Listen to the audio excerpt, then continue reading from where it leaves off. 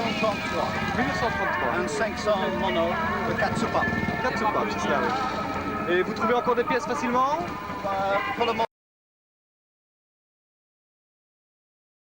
Pour votre plaisir, leur plaisir aussi, jouer devant vous aussi un spectacle absolument inédit dans ce trophée de l'amitié.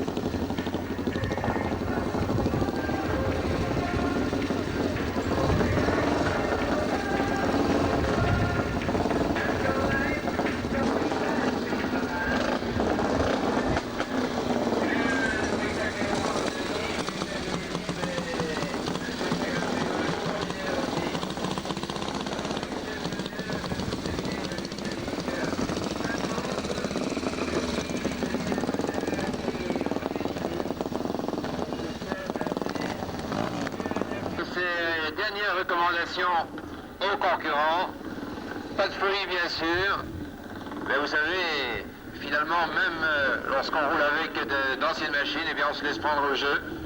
C'est du sport, c'est enivrant, la vitesse, et vous serez étonné de la vitesse que l'on peut encore pratiquer avec ces engins.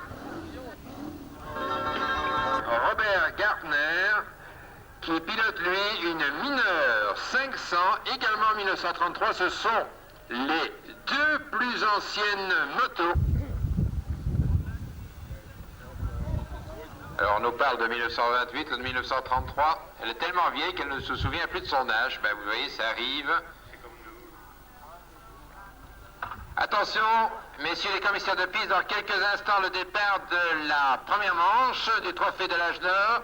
9 concurrents. Voilà, c'est parti. Et accrochez-vous bien.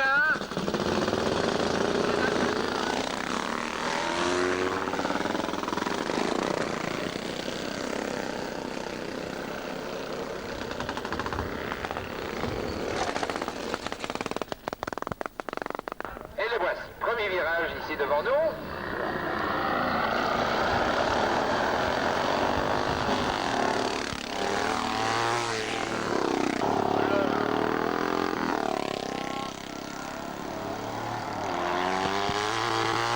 Qui va s'approcher de nous et va nous confier.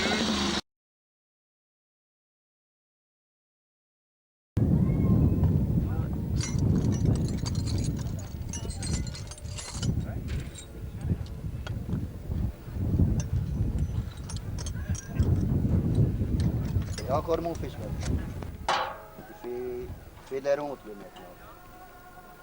Qu'est-ce que vous pensez de l'évolution sur ces nouvelles motos? Comme moi, on était à deux sur la 500, Charles est tout seul. Mais quand j'étais tout seul, je devais arrêter. Donc à ce moment-là, il fallait absolument faire le poids pour Oui, rouler il la fallait moto. faire le poids pour la moto. Si vous voulez faire de la vitesse, hein.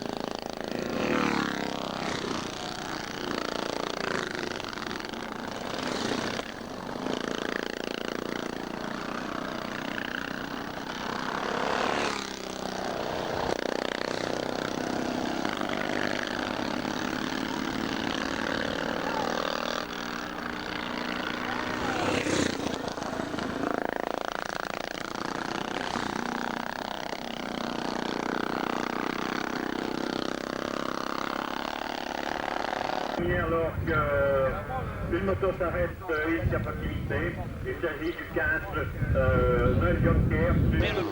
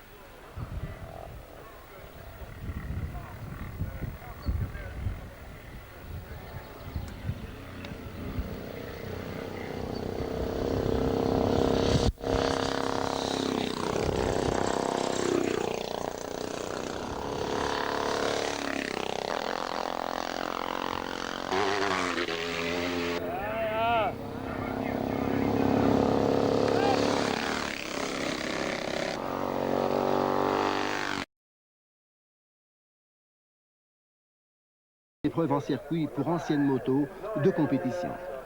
Le critère de sélection, quant à lui, était simple. Les machines devaient être nées avant ou après.